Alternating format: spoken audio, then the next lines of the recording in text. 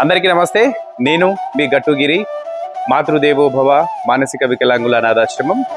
మరి ఈరోజు Shivaji youth association ద్వారా ఎస్ఎస్సి బ్యాచ్ అంటే ఒక 5-6 గ్రామాలలో ఒక యువత ఒక యూత్గా ఏర్పడి ఒకే దగ్గర చదువుకొని మరి ఒక వినాయక చవితి సంబరాలు ప్రతి ఏటా కూడా జరుగుతూ ఉన్నాయి గత 5-6 సంవత్సరాల నుంచి కూడా.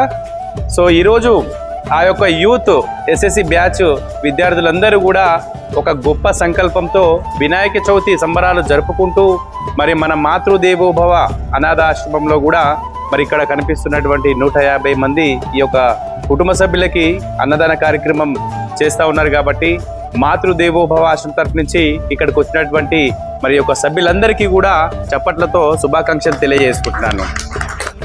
సో ఇది కదా మానవత్వం అంటే, మనమే పండుగలు లేదా పుట్టినరోజు పెళ్లి రోజులు ఉన్నప్పుడు మనమే సంతోషంగా ఉంటాము, ఆ సంబరాలు జరుపుకొని.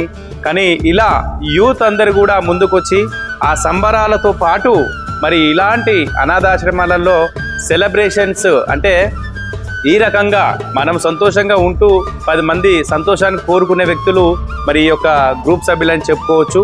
మరి శివాజీ యూత్లో ఉన్నటువంటి ఈ యొక్క సభ్యులందరికీ కూడా ఆ గణనాథుని ఆశీర్వాదం ఎల్లవేళలా ఉండాలని, వారు చేస్తున్నటువంటి ప్రతి పనిలో మరి ఆ దేవుని ఆశీస్సులు ఉండాలని తెలియజేసుకుంటూ, మరి యూత్ సభ్యులందరూ కూడా రాలేదనుకుంటా, కొంతమంది మిస్ కావచ్చు.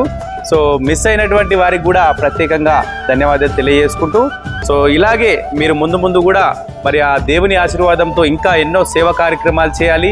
యువత అందరూ కూడా ఈ యొక్క శివాజీ యూత్ని ఇన్స్పిరేషన్గా తీసుకోవాల్సినటువంటి అవసరం ఎంతైనా ఉంది.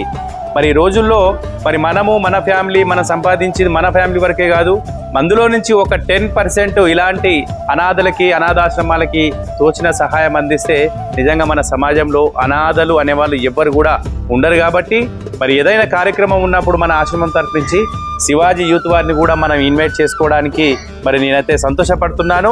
మళ్ళా ఇంకా ముందు కూడా మనం పునర్జన్మ ప్రోగ్రామ్ చేస్తూ ఉన్నాము. ఇలాంటి యూత్ వాళ్ళకు కూడా ఇన్స్పిరేషన్గా తీసుకొని వాళ్ళని కూడా మన కార్యక్రమాలలో మనం కలుపుకోవాల్సినటువంటి బాధ్యత ఎంతైనా ఉంది. కాబట్టి ఇక్కడికి వచ్చినటువంటి శివాజీ యూత్ వారందరికీ కూడా మరొకసారి ధన్యవాదాలు తెలియజేసుకుంటూ సెలవు తీసుకుంటున్నాను. Thank you.